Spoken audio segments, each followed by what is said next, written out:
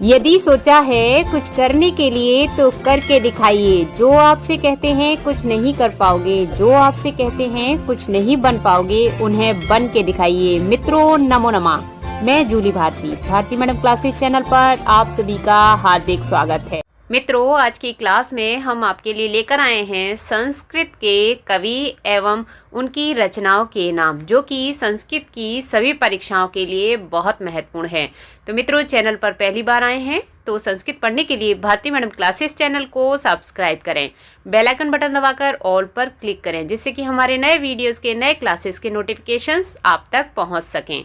तो आइए मित्रों आज की क्लास प्रारंभ करते हैं। तो मित्रों सर्वप्रथम भर्तृहरि कवि का नाम हमने यहाँ पर लिखा है।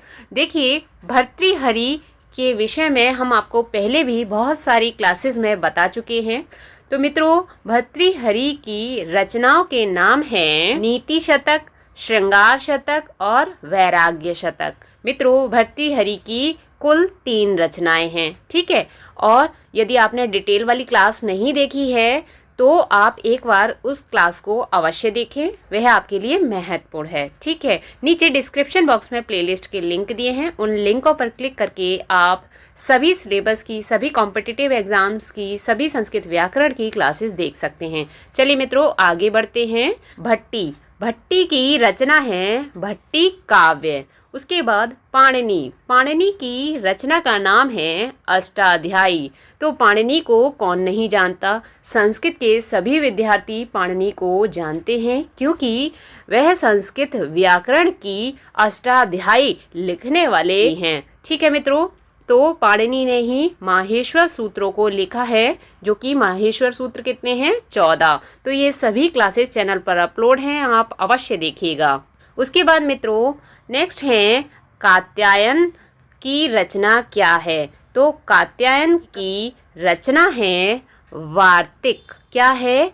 वार्तिक। अष्टाध्यायी पर ही कात्यायन ने वार्तिक लिखा है, ठीक है। उसके बाद कल्हड़ की रचना है राजतरंगिणी। मित्रों उसके बाद दंडी ने कौन सी रचना लिखी है, या दंडी की रचना का क्या नाम है? दंडी की रचना का नाम है दश कुमार चरितम।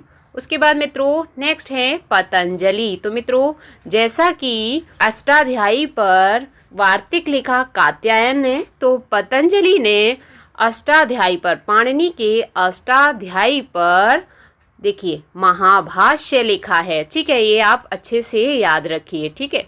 उसके बाद विट्ठल की रचना है, विट्ठल की रचना क्या है? प्रसादम विट्ठल की रचना है, ठीक है मित्रों। उसके बाद नेक्स्ट है ज्ञानेंद्र सरस्वती की रचना है तत्वबोधिनी। क्या है? तत्वबोधिनी, ठीक है।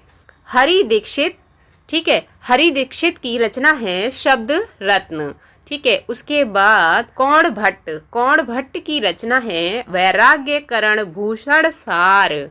शेष नारायण की रचना है सूक्ति रत्नाकर। मित्रों एग्जाम में कवि और उनकी रचनाएं पूछी जाती, मान लीजिए कह दिया जाए सूक्ति रत्नाकर किसकी रचना है, तो आपको बताना होगा यह शेष नारायण की रचना है। और कभी कभी ऐसा होता है कि शेष नारायण की रचना का क्या नाम है, तो आपको बताना है कि सूक्ति रत्नाकर। तो दोनों तरह से आपको याद रखना है। पुरुषोत्तम देव, तो उनकी रचना कौन सी है? भाषा वृत्ति।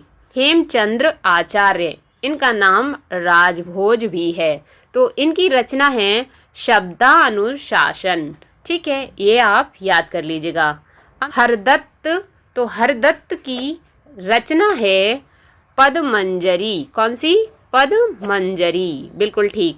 नेक्स्ट है रामचंद्र की रचना कौन सी है? प्रक्रिया कौमुदी, ठीक है। तो रामचंद्र की रचना का नाम क्या है? प्रक्रिया कौमुदी। उसके बाद मित्रों अगले कवि हैं वोपदेव की रचना। मित्रों वोपदेव का नाम बहुत इम्पोर्टेंट है, बहुत एग्जाम के लिए ये पूछा जाता है। वोपदेव की रचना तो मुग्ध बोध, मुग्धबोध है भोपदेव की रचना का नाम। मम्मट की रचना का नाम है काव्य प्रकाश। बहुत इंपॉर्टेंट है, मम्मट की रचना का नाम क्या है, एग्जाम में बहुत पूछा जाता है, तो काव्य प्रकाश। ठीक है, उसके बाद विश्वनाथ की रचना। विश्वनाथ की रचना कौन सी है, साहित्य दर्पण। ये विश्वनाथ की रचना पूछी जाती है, यह भी बहुत इंपॉर्टेंट है। ठीक है, उसके बाद वेद व्यास। वेद व्यास को तो पूरी दुनिया जानती है मित्रों, तो आपको हम क्या बताएं।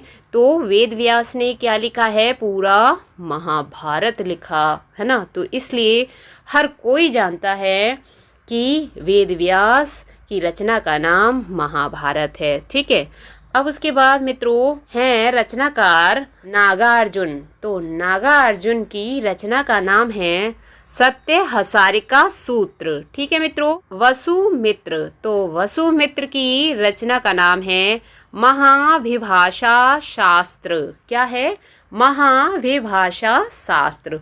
तो मित्रों संस्कृत लिटरेचर और संस्कृत ग्रामर की सभी क्लासेस देखने के लिए आप नीचे डिस्क्रिप्शन बॉक्स में प्लेलिस्ट के लिंक पर क्लिक करके देख सकते हैं। मित्रों यदि आप कॉम्पिटिटिव एग्जाम्स की तैयारी कर रहे हैं तो संस्कृत लिटरेचर की सभी क्लासेस देखने के लिए ऊपर दिए गए आई बटन पर क्लिक करें और संस्कृत लिटरेचर, संस्कृत सिलेबस की सभी कथा कहानी और साथ ही साथ संस्कृत व्याकरण की क्लासेस देखने के लिए नीचे दिए गए डिस्क्रिप्शन बॉक्स के प्लेलिस्ट के लिंक पर क्लिक करें। तो मित्रों आज की क्लास आपको पसंद आई है, आपके लिए यूजफुल है, तो एक लाइक और एक कमेंट अवश्य करें।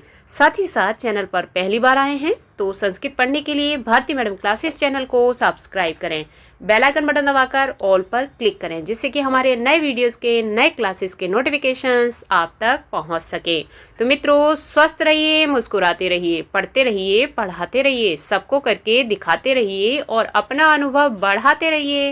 मित्रों आज की क्लास में इतना ही। क्लास देखने के लिए बहुत बहुत धन्यवाद।